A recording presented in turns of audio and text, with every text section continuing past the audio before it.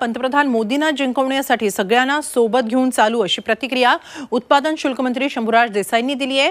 तर भाजपला जिंकण्याचा विश्वास नसल्याची टीका खासदार सुप्रिया सुळेंनी दिली आहे।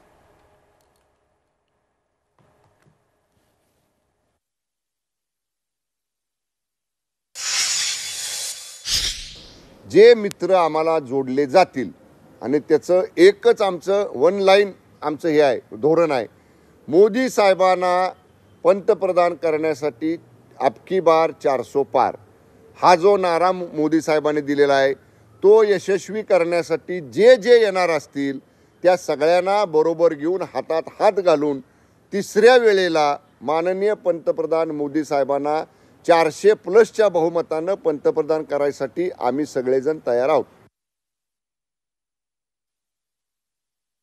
एक जरा अनालिसिस करा, पक्ष फोडले, घर फोडली, आता राज यांना भेटायला चालले, म्हणजे कितीही ताकद त्यांनी सगळं फोडाफोडीचं राजकारण केलं, आईस म्हणजे इन्कम टॅक्स, सीबीआय, ईडी झालं, तरी त्यांना अजून कॉन्फिडन्स नाहीये की आपण जिंकू शकू।